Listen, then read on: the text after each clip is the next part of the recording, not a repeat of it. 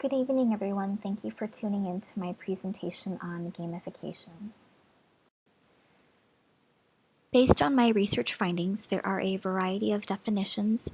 I decided to combine two definitions I found and came up with, quote, the process of using game thinking and game mechanics to solve problems and engage users in non-game contexts, end quote. Okay, so what does that mean, or what does that look like? Displayed on the screen here are a couple of diagrams on how to perform CPR. This is the kind of learning material you would typically expect to receive in a traditional learning setting. This following example, however, walks the learner through a timed game-like storyline where the learner can earn or lose points based on the decisions he or she makes.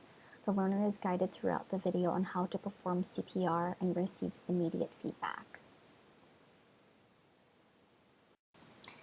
In the second video, you probably felt more engaged, and maybe at times you were even holding your breath. I know I did when I played it.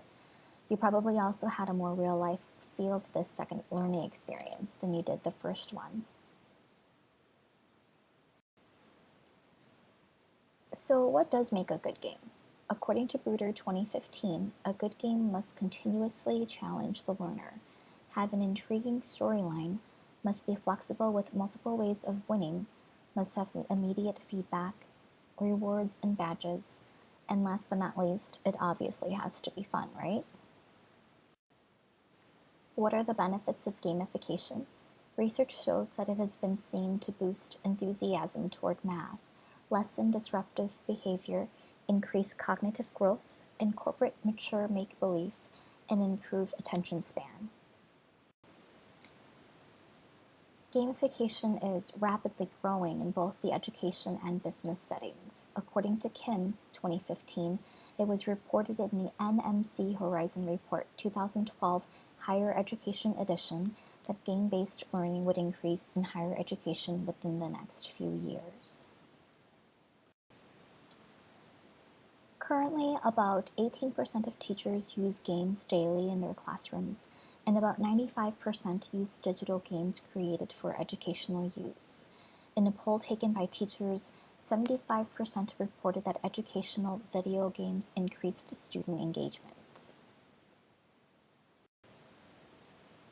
In the corporate setting, according to Zielinski 2015, gaming is used as a tool to improve selection of practices for both the company and prospective hires. Companies have also started to realize that gamification is an effective way for promotion, marketing, engagement, and customer loyalty.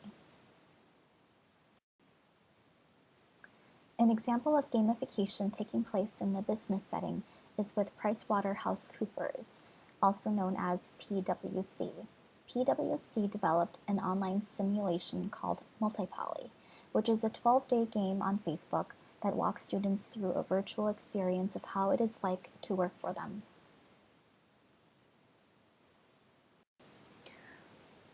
Originally, Multipoly was created to give PwC publicity, but as time went on, it proved to be of benefit for both PwC and prospective hires by increasing the number of applicants and allowing students experience with work life at the firm.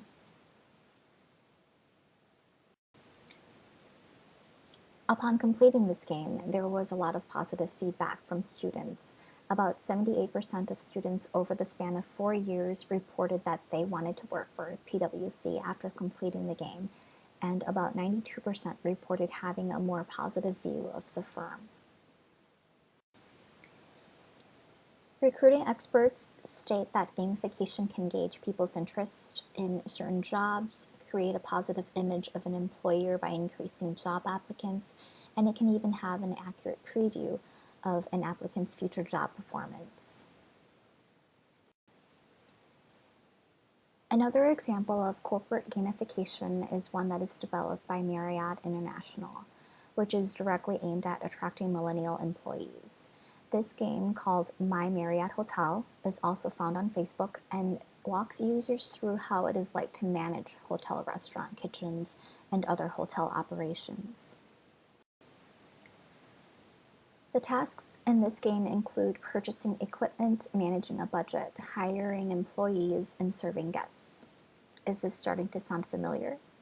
For those of you who are Facebook fanatics, you've probably played similar games such as Farmville or Restaurant City. The future of gamification looks nothing but bright. As stated before, it has received a lot of attention in both the educational and corporate settings, and will continue to grow as technology advances, making the internet and portable devices, such as smartphones, more accessible. Research shows that by 21 years of age, students will have played about 10,000 hours of video games, and that number is likely to increase as gamification grows as a successful tool for learning in all sectors. And although it is increasing in popularity, it seems that gamification is still a very new concept with a variety of definitions by different researchers. It seems to be a tool that can be stretched in different ways to meet the needs of all users.